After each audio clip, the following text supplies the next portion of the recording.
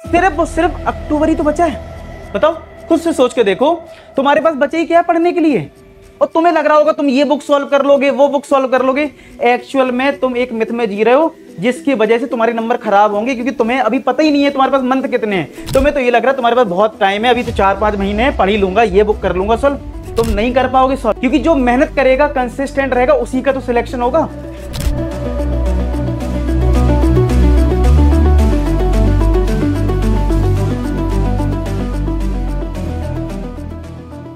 Hello students, कैसे हैं आप सब लोग। आई होप आप लोग अच्छे होंगे, अच्छे से पढ़ाई कर रहे होंगे। इस वीडियो में बात करेंगे कि बोर्ड एग्जाम 2025 में कैसे एक अच्छा स्कोर करना है, क्योंकि अभी पढ़ाई उस लेवल पे नहीं है जिससे कि मैं कह सकूं या आप कह सको कि आपका अच्छा स्कोर आने वाला है। तो आपको किस तरीके से पढ़ाई करना है। कई बार क्या है, हम कुछ गलत स्ट्रेटजी यूज करके या जो फंडामेंटल्स हमें जिस तरीके से फॉलो करने हो तो उस तरीके से नहीं करते हैं, इस वजह से हमारे नंबर कम हो जाते हैं। बाद में बहुत रिग्रेट फील होता है कि यार मैंने इस तरीके से कर लेता तो ज़्यादा अच्छा स्कोर कर जाता। तो वो सब बात करेंगे, बहुत अच्छे से करेंगे। वीडियो पूरा देखना है, आपको सारे डाउट्स क्लियर हो जाएंगे और सारी चीज़ समझ में आ जाएंगी कैसे अब आपको चलना है। ठीक है, तो वीडियो स्टार्ट करते हैं। सबसे पहले ये समझना है कि अगर आपने प्लानिंग प्रॉपर नहीं बनाई, जैसे देखो सितंबर मिड हमारा निकल चुका है, अभी भी आपके हाफ ईयरली एग्जाम चल रहे होंगे। अब आपके पास टाइम कितना है, अगर आपने अभी भी प्लानिंग नहीं करी ढंग से, ठीक है, जिनके हाफ ईयरली एग्जाम एंड होने वाले हैं या अभी चल रहे हैं, तो जैसे ही हाफ ईयरली एग्जाम होते हैं तो आपको प्रॉपर प्लानर बनाना चाहिए। प्लानर का मतलब मेरा क्या है कि आपके पास प्रॉपर मंथ वाइज, ठीक है, आप क्या करें, प्रॉपर मंथ वाइज एक डेटा प्लान करें। जैसे कि आप डिवाइड कर लें कि हम किस मंथ में क्या क्या कवर करेंगे। जैसे कि आप अक्टूबर में क्या करोगे, आप नवंबर में क्या करोगे। जैसे आपने इधर फिजिक्स लिख लिया, इधर केमिस्ट्री लिख लिया, इधर मैथ्स लिख लिया, ये आपके जो भी सब्जेक्ट्स हैं, अक्टूबर में क्या करोगे, नवंबर में क्या करोगे, दिसंबर में क्या करोगे, जैन में क्या करोगे, और फेब में तो टेस्ट ही है। ठीक है, तो आपको प्रॉपर पता हो। इधर आप चैप्टर्स मेंशन कर दीजिए। यहाँ पे क्या करो, यहाँ पे चैप्टर आप मेंशन कर दो कि भाई कौन से चैप्टर आप करने वाले हो। तो जब आप चैप्टर मेंशन कर देंगे, ऐसे आप केमिस्ट्री के मेंशन कर दो, ऐसे मैथ्स के कर दो, नवंबर में आप कौन कौन से चैप्टर करेंगे वो यहाँ पे मेंशन कर लो। तो अगर आप प्रॉपर ये सारी चीजें कर देंगे, ठीक है, यानी प्रॉपर एक प्लानर बना लेंगे अपने लिए कि मैं इन चैप्टर्स को स्ट्रॉन्ग करूंगा। क्योंकि देखो कुछ चैप्टर्स तो सीधी बात है हाफ ईयरली एग्जाम आपने कर ही लिए होंगे, तो आप प्रॉपर प्लानिंग करो भाई कौन कौन से चैप्टर में रिवाइज करूंगा इन मंथ्स में। और आपका नवंबर में तो प्री बोर्ड भी होगा। एक बात मैं और बताऊंगा अभी आपको, तो वो चीज क्लियर होगी कि हम कितने बड़े मिथ में रहते हैं। ठीक है, तो एक तो आप प्लानर जरूर बनाएं, ठीक है। दूसरा, एक टाइम टेबल भी होना चाहिए, क्योंकि अब ऐसे तो स्कूल जाओगे, फिर आप घर आ गए, फिर कोचिंग निकल गए, शाम को खाना खाया, 1-2 घंटे पढ़ लिया, सो गए, कुछ डिसाइड ही नहीं है। तो एक तो प्लानर होना चाहिए कि मुझे किस मंथ में क्या क्या कवर करना है और उसके लिए मुझे कितने आवर्स डेडिकेट करने उस सब्जेक्ट को। तो आपके पास एक प्रॉपर टाइम टेबल भी होना चाहिए, प्रॉपर टाइम टेबल होना चाहिए। दो चीजों पे आपको काम करना है, एक अपने अकॉर्डिंग प्लानर बनाएं, ठीक है, कि मुझे ये चैप्टर्स स्ट्रॉन्ग करने हैं, बहुत स्ट्रॉन्ग करने हैं, मतलब इसमें कोई भी क्वेश्चन आ जाए छूटना नहीं चाहिए वो क्वेश्चन, ठीक है। टाइम टेबल एक प्रॉपर होना चाहिए और सबसे इंपॉर्टेंट कंसिस्टेंसी। क्योंकि होता यह है कि अगर हम लोग क्या है ना 3 दिन 4 दिन बहुत अच्छा पढ़ लेते हैं और अचानक से चौथे दिन किसी दोस्त ने बोल दिया चलो घूमने चलते हैं, चले गए घूमने, या कहीं शादी में चले गए 1-2 दिन के लिए, ठीक है भैया, वो 1-2 दिन तो होता है, ठीक है, तुम्हारे 2 दिन जाने के होते हैं और 2 दिन आगे आने पहले से और 2 दिन बाद के वो बर्बाद होते हैं। आप रियलाइज करना, कहीं भी अगर जाते हो तो पहले से प्लानिंग होती है, शॉपिंग करनी है, ये करना है, वो खरीदना है, फिर आ जाओगे तो वही सब यादें आएंगी कि ये सब हुआ था। तो आपका तो 1 वीक बर्बाद हो जाएगा। क्या आपके पास उतना टाइम है? उतना टाइम नहीं है। अभी मैं बताता हूं, तुम्हारे पास टाइम ही नहीं है। अगर तुम ध्यान से देखोगे, अभी सबसे इंपॉर्टेंट ये बात है कि ये सब चीज करने के बाद यानी प्लानर बना लिया, टाइम टेबल बना लिया, कंसिस्टेंट भी हो, ठीक है, तो भाई जो प्लानर और जो टाइम टेबल बनाए उस पर एक्शन लेना। कुछ लोग बना तो लेते हैं कि मैं इस मंथ में ये करूंगा, मैं ये करूंगा, फॉलो ही नहीं करते हैं, एक्शन नहीं लेते हैं। अगर आपने प्लानर बना लिया, टाइम टेबल बना लिया, लेकिन एक्शन नहीं ले रहे हो तो भी बेकार है। प्लानर मत ही बनाओ तो ज्यादा बढ़िया है। अगर लगता है तुम फॉलो करोगे, मेहनत करोगे तो ही करना, अदरवाइज करने की भी कोई जरूरत नहीं है, नंबर वैसे भी नहीं आने वाले। अब मैं तुम्हें ये बताता हूं कि जो तुम सोच रहे हो ना कि मैं इस मंथ में ये कर लूंगा, अभी तो बहुत टाइम है, अब मैं दिखाता हूं तुम्हें कि तुम्हारे पास टाइम नहीं है। क्यों नहीं है टाइम, बताता हूं। तुम्हारे पास अभी कितने मंथ हैं? सितंबर आधा निकल चुका है, अभी हाफ ईयरली चली रहे हैं। अक्टूबर, नवंबर, दिसंबर, जनवरी, फरवरी में तो पेपर है, तो आप उसी हिसाब से अब तो प्रेशर में आ जाओगे फेब तक। तो फेब को तो मैं काउंट ही नहीं करूंगा। आपके नवंबर में होते हैं प्री बोर्ड, ठीक है। लो, तो नवंबर में अगर प्री बोर्ड है, क्या तुम इसमें एक्स्ट्रा पढ़ पाओगे? नहीं पढ़ पाओगे। वही पढ़ोगे ना जो तुम रिवाइज कर रहे होगे या कोई चैप्टर्स कि पेपर आ गए, फिजिक्स का पेपर तो फिजिक्स पढ़ोगे, जैसे अभी आप हाफ ईयरली एग्जाम में कर रहे हो, तो नवंबर तो आपका इसमें जाने वाला है और आपका दिसंबर भी मिड चला जाएगा, 15 डेज तो चले जाएंगे, इसके भी 15 डेज चले जाएंगे। क्यों चले जाएंगे? क्योंकि आपका प्री बोर्ड जो है मैक्सिमम स्कूल 2 लेता है, तो एक नवंबर में होगा तो एक दिसंबर में भी होगा, ठीक है। सितंबर आपका वैसे ही चला गया। क्यों चला गया? क्योंकि यहां पे आपके हाफ ईयरली एग्जाम चल रहे हैं, ठीक है। तो आप खुद सोचो, अब बचा क्या तुम्हारे पास? खत्म, सिर्फ और सिर्फ अक्टूबर ही तो बचा है। बताओ, खुद से सोच के देखो, तुम्हारे पास बचे ही क्या पढ़ने के लिए। और तुम्हें लग रहा होगा तुम ये बुक सॉल्व कर लोगे, वो बुक सॉल्व कर लोगे, एक्चुअल में तुम एक मिथ में जी रहे हो जिसकी वजह से तुम्हारे नंबर खराब होंगे, क्योंकि तुम्हें अभी पता ही नहीं है तुम्हारे पास मंथ कितने हैं। तुम्हें तो ये लग रहा है तुम्हारे पास बहुत टाइम है, अभी तो 4-5 महीने हैं, पढ़ ही लूंगा, ये बुक कर लूंगा सॉल्व। तुम नहीं कर पाओगे सॉल्व। खुद से सोच के देख लो, सितंबर हाथ से निकल गया, नवंबर में प्री बोर्ड आएंगे, तो भाई तुम्हारे पास सिर्फ अक्टूबर है। अक्टूबर में तुम कितने चैप्टर्स करोगे? अभी तुम्हें सिलेबस कंप्लीट करना है सारे सब्जेक्ट्स का, और उस पर प्रैक्टिस कब करोगे? कब करोगे प्रैक्टिस जिससे कि फुल स्कोर हो? तो ऐसे फुल स्कोर होगा नहीं होगा, आपको प्रॉपर प्लानर बनाना पड़ेगा, जो मैंने बोला है प्रॉपर टाइम टेबल बनाना पड़ेगा, प्रॉपर स्ट्रेटजी। और तुम्हें ये भी पता है दिवाली भी आती है, ठीक है, दिवाली दशहरा ये सब रहता है, तो उनमें कैसे मैनेज करना है।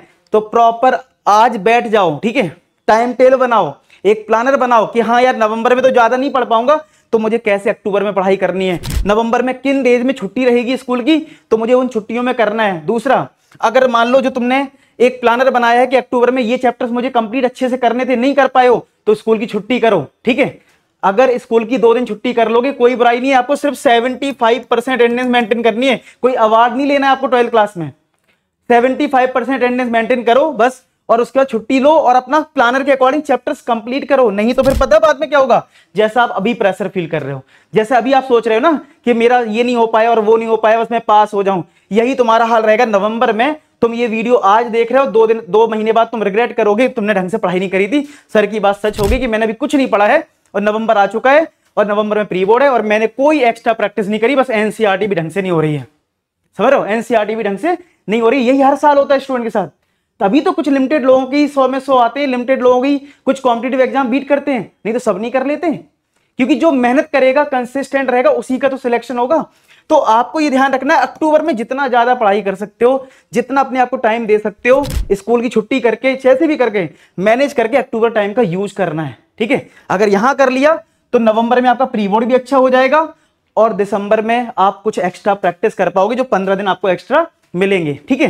अच्छा, जनवरी भी लोगों को लग रहा होगा मैं बहुत कुछ कर लूंगा, छुट्टी कर दूंगा स्कूल की, जाऊंगा ही नहीं। भैया तुम्हारे से प्रैक्टिकल एग्जाम चलते हैं और प्रैक्टिकल एग्जाम का बहुत प्रेशर भी होता है, एक दिन का काम है लेकिन प्रेशर बहुत होता है। प्रैक्टिकल फाइल बनाना, ठीक है, फिर टीचर परेशान करता है तुम्हें इस दिन आना पड़ेगा, अगर तुम नहीं आओगे तुम्हारी अटेंडेंस शॉर्ट कर देंगे, दुनिया भर की चीजें होती हैं। तो जनवरी भी तुम्हारा बहुत सुकून में नहीं जाने वाला, ठीक है। इसमें भी प्रेशर कुछ ना कुछ रहेगा, बोलेंगे एडमिट कार्ड नहीं देंगे तुम अगर नहीं आओगे। तो कहने का मतलब यह है कि आप अगर इस मंथ का यूज नहीं किया तो भाई तुम्हारा जनवरी भी बहुत कुछ अच्छे होने वाला नहीं है। अब तुम कहोगे सर अब तो टाइम ही नहीं बचा, अभी तो मैं बहुत सोच रहा था 4-5 महीने, अब तो मेरे पास टाइम ही नहीं है, मैं कैसे टाइम निकालूंगा। अब तुम्हें टाइम निकालना पड़ेगा, ठीक है। अब तुम अगर टाइम नहीं निकालोगे, अभी भी तुम ऐसे ही पड़े रहोगे तो कुछ नहीं होने वाला। अब तुमको टाइम निकालना पड़ेगा, ठीक है। बार बार टीचर फोर्स नहीं करेगा पढ़ लो, पेरेंट्स परेशान नहीं करेंगे। तुमने अगर खुद से स्टेप नहीं लिया, अब तुम्हारा कुछ नहीं हो पाएगा, बहुत कम टाइम है, मैं तुम्हें बता रहा हूं, ठीक है, डरा नहीं रहा हूं, बता रहा हूं। अब आते हैं कि अब जब अक्टूबर टाइम आएगा, ठीक है, जब आप फ्री हो गए, आपको चैप्टर्स स्ट्रॉन्ग करने, तो भाई पहले वो चैप्टर्स उठाओ ना जो थोड़े सिंपल है, स्कोरिंग भी हैं, ठीक है। क्यों कैलकुलस पे सीधे सीधे चले जंप मार रहे हो? आपको पता है मैट्रिसेस बहुत जल्दी कवर हो सकता है, जल्दी कवर कर लो। डिटरमिनेंट्स की जल्दी से प्रैक्टिस कर लो। कहां से करना है भाई? एनसीईआरटी कर लो, फिर प्रीवियस ईयर क्वेश्चंस करो और कुछ एक्स्ट्रा क्वेश्चन की प्रैक्टिस कर लो। पूरी कोई रेफरेंस बुक लेके तो बैठ नहीं पाओगे तुम। इनवर्स ट्रिग्नोमेट्री छोटा चैप्टर है, एओआई छोटा चैप्टर है, डिफरेंशियल इक्वेशन आप कहोगे सर चैप्टर तो बड़ा है, वो अगर मेरे तुम यूट्यूब के सेशन देख लोगे, इतने क्वेश्चंस कर लोगे, डिफरेंशियल इक्वेशन हो जाता है। 3D छोटा चैप्टर है, ठीक है, एलपीपी छोटा चैप्टर है। तो 7 चैप्टर्स तो तुम ये कम टाइम में कवर कर सकते हो, अच्छे क्वेश्चंस भी कवर हो जाएंगे और सब कुछ तुम्हारा कवर हो जाएगा कम टाइम में।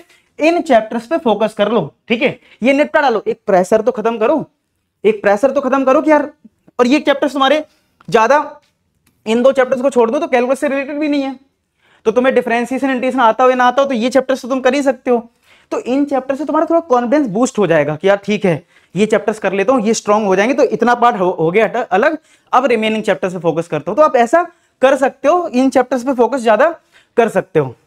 अब आते हैं इस पे कि एक चीज मैंने नोटिस करी, जो सीबीएसई ने सैंपल पेपर रिलीज करा है उसमें ग्राफ बेस्ड कॉन्सेप्ट क्वेश्चंस आए हैं, और अगर आपने इस पे ध्यान नहीं दिया, तो प्रॉब्लम पता क्या आएगी?